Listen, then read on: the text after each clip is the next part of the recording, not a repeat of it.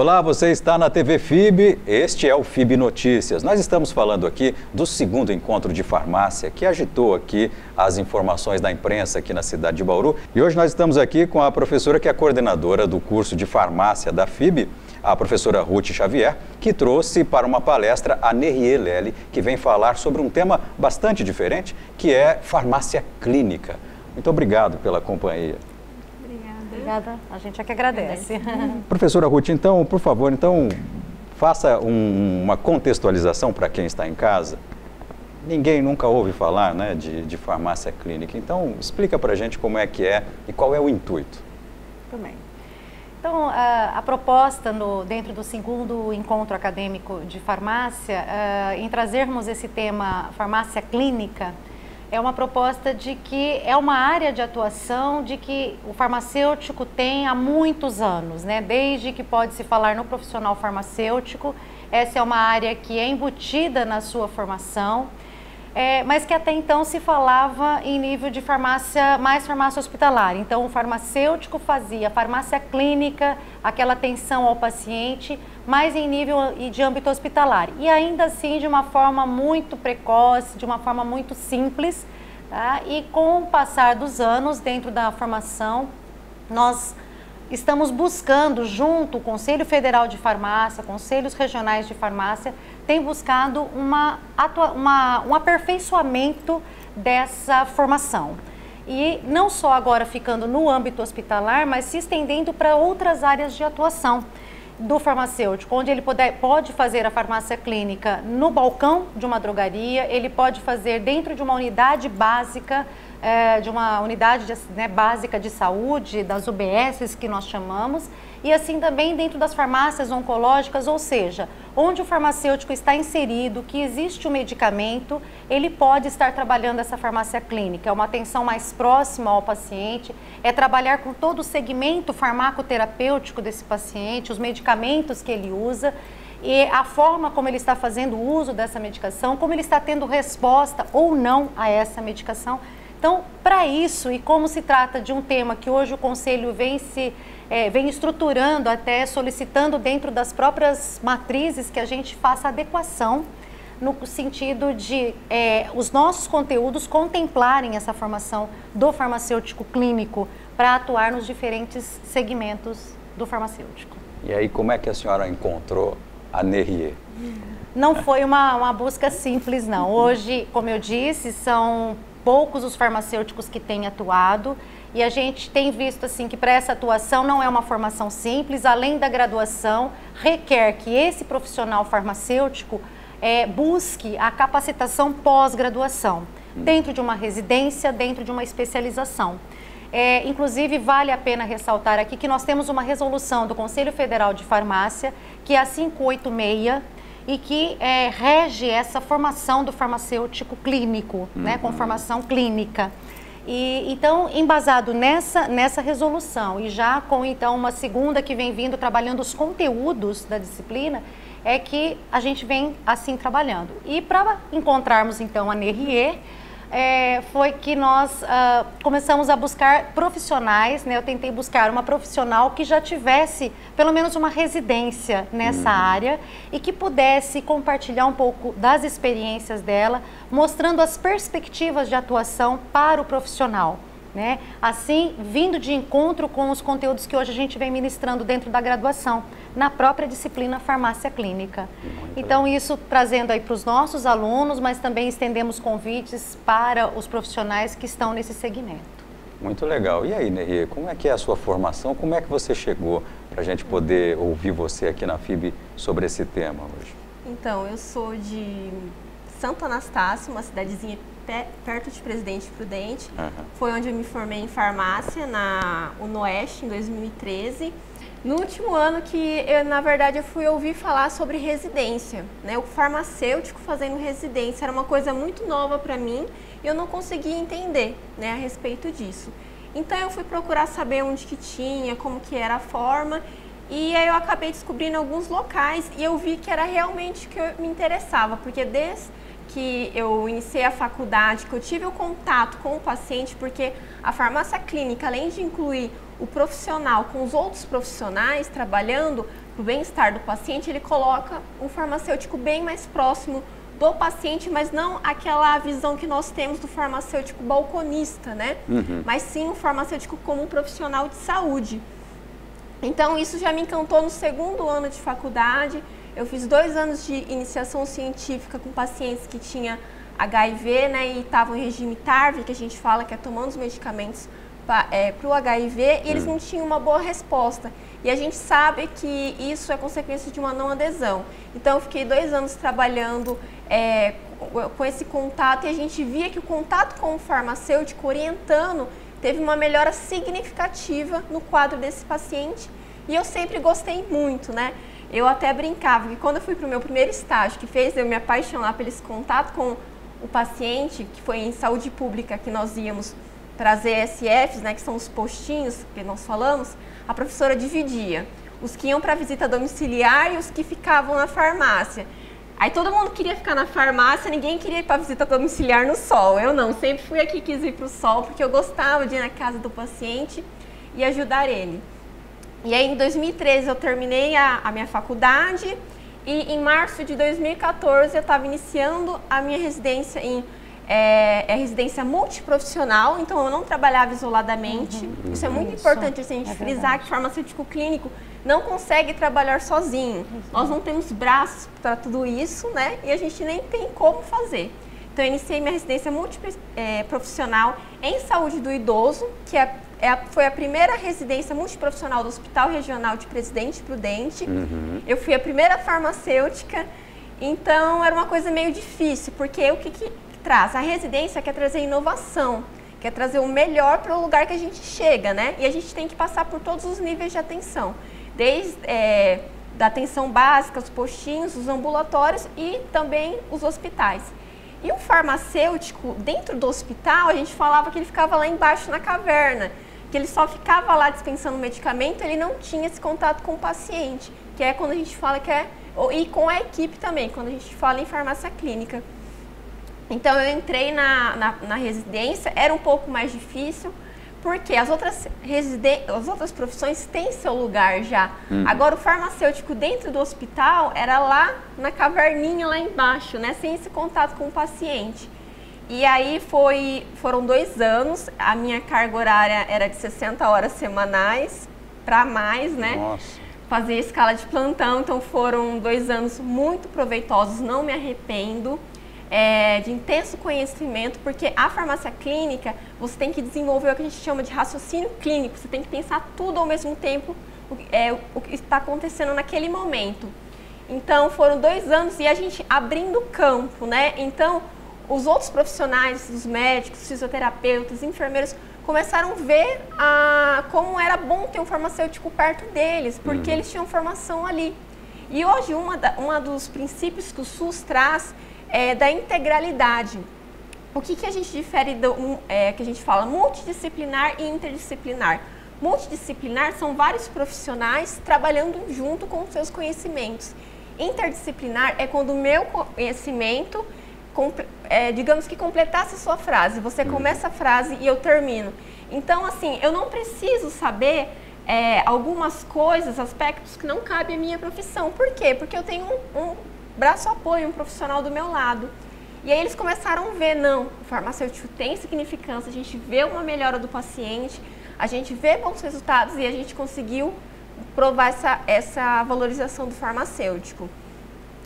Então, os campos que eu passei no hospital, tanto na parte de UTI, que é um pouco mais grave e diferente, e nas clínicas, e também fui para a parte ambulatorial. Então, lá em Presidente Prudente foi o primeiro lugar, eu fui para um centro de referência do idoso, foi o primeiro lugar que começou a ter consulta farmacêutica.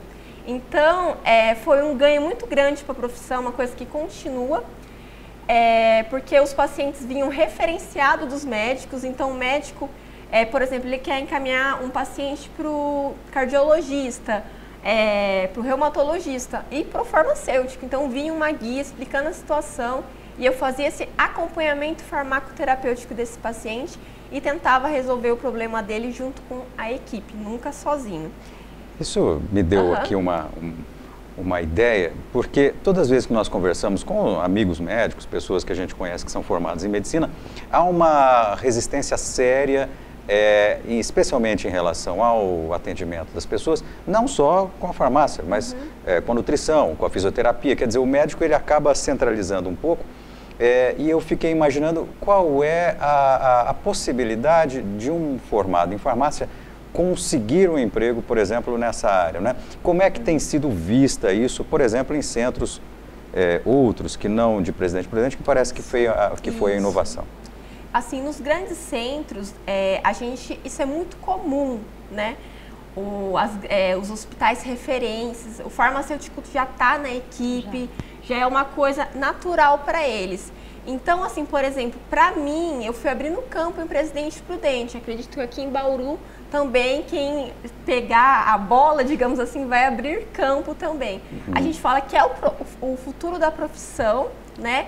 E nos Estados Unidos isso é rotina. Então, assim, o farmacêutico lá, ele é muito valorizado. Ele é visto pelo paciente como um profissional admirável. Isso está desde a década de 70, de 80 acontecendo lá. Então, é cultura para eles. A gente está iniciando isso. Nos grandes centros, nos grandes hospitais, eles já têm o farmacêutico na equipe e os médicos veem essa necessidade. Nos lugares que tem os médicos mais antigos, profissionais mais antigos, é um pouco difícil você introduzir, mas não é impossível. Se você mostra resultados, se você vê que trabalhar em equipe traz bons resultados para ele, para o hospital, para o paciente, ele acaba, mesmo sendo a pessoa mais difícil de lidar, né, tirando aquela armadura.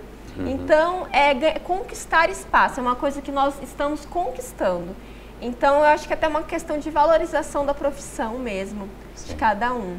E neste curso, Merê, você diz, por exemplo, quais são as pedrinhas que a pessoa tem que seguir para poder conseguir se especializar nisso? Foi quando eu estava no meu último ano, eu fiz uma pergunta dessa para uma farmacêutica clínica que foi dar palestra para nós.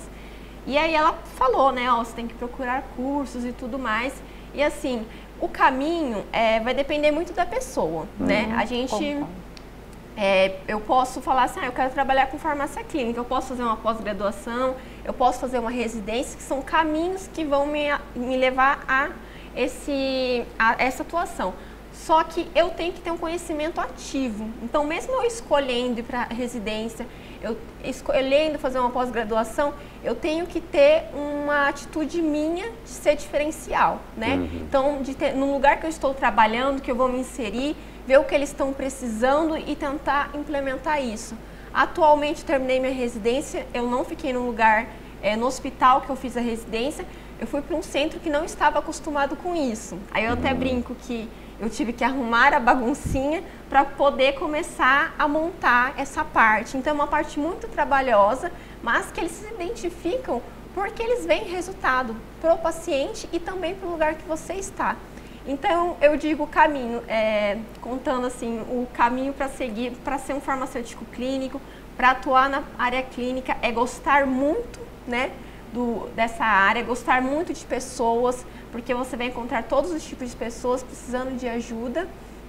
Procurar fazer uma residência, uma pós-graduação. Eu estou trabalhando, eu não consigo. Procura vir em cursos, né? Hoje aqui que nós estamos fazendo, em simpósios.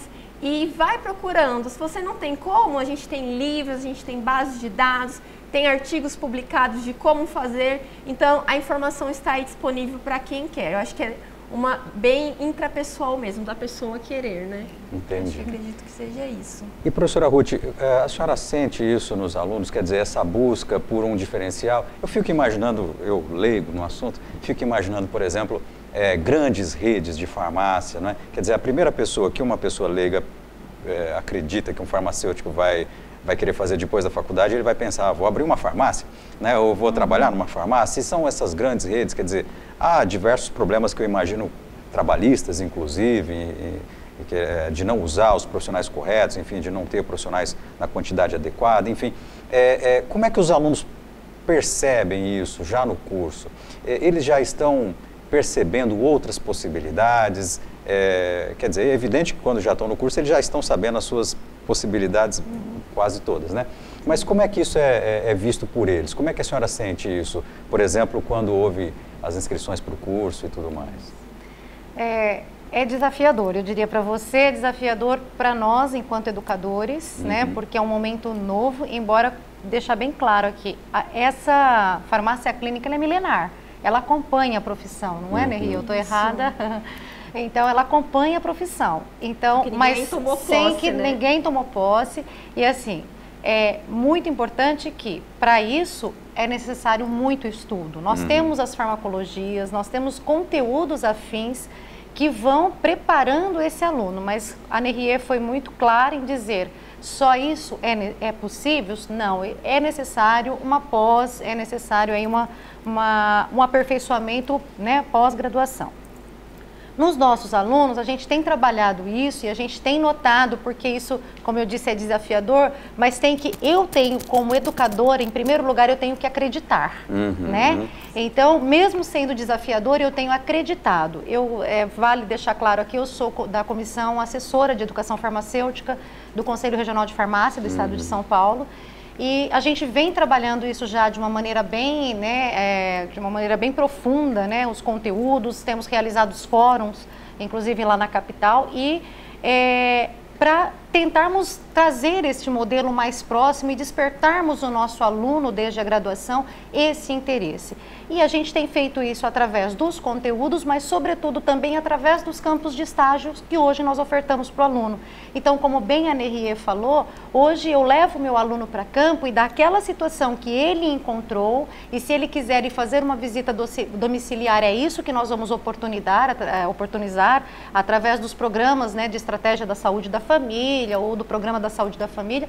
Então, nós vamos oportunizar esse aluno para que tenha o contato com o paciente, para ver como é que esse paciente de verdade usa aquele medicamento que foi feito a prescrição. Será que ele está fazendo adesão? Não está? Como ele está, né, fazendo aquela proposta farmacoterapêutica que foi colocada pelo médico, né? Sim. Tem alguns que falam, hoje eu passei tão bem, para que eu vou tomar meu medicamento de hipertensão, não é? Poxa. Então, isso é dessa forma que a gente tem buscado no aluno. Então, vivendo isso e mostrando para o aluno, este é o futuro, como bem a Nery colocou, que fortalece cada vez mais a nossa atuação como profissionais farmacêuticos. Então, este é o momento, então é nisso que o aluno acredita, porque nós temos que acreditar antes de mais nada. E eu acredito muito nisso, confesso, como educadora há algum tempo, que eu tenho já de jornada de educadora na farmácia, eu acredito muito nisso.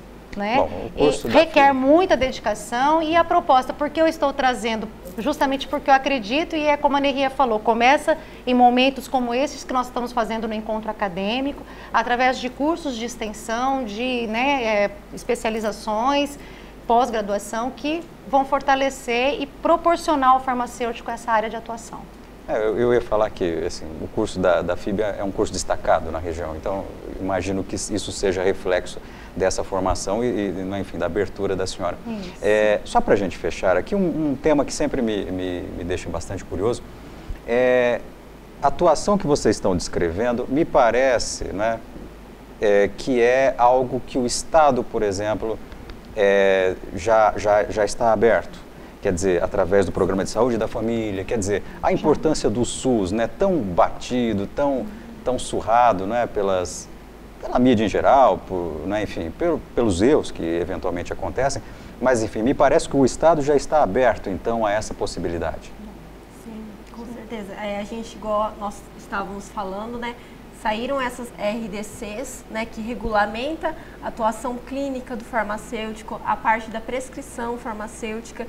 Então, tudo isso a gente recebe um apoio e a gente está, né, que a gente fala, coberto pela lei, né? Então, também tem uma mobilização. Então, até a criação das residências em si é para a melhora desse atendimento, né? Tanto que hoje a gente fala que a formação em residência é formação ouro para o profissional, né? A melhor formação que ele pode ter. Tanto que alguns concursos eles já dão um peso maior, porque eu tenho o título de especialista, mas nada se compara à minha residência de 60 horas semanais, que depois você chama de práticas Prática teóricas semanal, e tudo mais, em 2 anos com uma pós-graduação de final de semana, né? Então, o SUS, né? O Ministério da Saúde realmente criou essas residências. Tem residências também que são uniprofissionais, que nós falamos, que é só para farmacêutico ou só para fisioterapeuta, mas em especial as multiprofissionais, porque eles querem essa formação ouro desses profissionais, que esses profissionais trabalhem junto para o bem-estar da população e um atendimento de qualidade e que melhore esse SUS que a gente fala que na teoria ele é um sistema perfeito e que na prática, se a gente conseguir organizar tudo aquilo que está escrito lá, também vai funcionar, né? Sim, e é um modelo exportado para o mundo inteiro, né? Exatamente. O SUS, na teoria, é lindo. E na prática, se a gente conseguir colocar isso em prática, também vai ser. É o único refúgio, né? De quem eu acredito que esteja mudando bastante. As residências multiprofissionais estão fazendo isso. Vão fortalecer. E eu acho que cabe também só uma complementação, que hoje nós já temos o profissional farmacêutico dentro das unidades básicas de saúde, com uma obrigatoriedade, uma exigência, ele respondendo tecnicamente por aquele serviço, né? Há alguns anos atrás existiam algumas que não tinham. Hoje aqui em Bauru, especialmente, a gente tem as unidades de assistência farmacêutica, são as UAFs, e é um espaço onde o farmacêutico está inserido na dispensação, na orientação desse medicamento, né? Desse segmento farmacoterapêutico. Então, eu acho que isso é um incentivo também que vem, né? Os concursos que acontecem nessa área acaba sendo um incentivo do governo, sim. Bom, parabéns então pela atitude humana de vocês em relação ao ser humano em geral, não é? A senhora como educadora, não é? E como preocupada com a farmácia, professora Ruth, e você também pela sua dedicação, não é? Em buscar melhorar a vida do ser humano, que é isso que é importante, não é? Parabéns e muito obrigado por terem vindo aqui. Ok, obrigada. Você que nos assistiu até agora, muito obrigado pela companhia. A programação da TV FIB segue normalmente, você sabe, você pode acessar os programas da TV FIB pelo cenub.com.br e também pelo canal 14 da NET. Um abraço e até mais.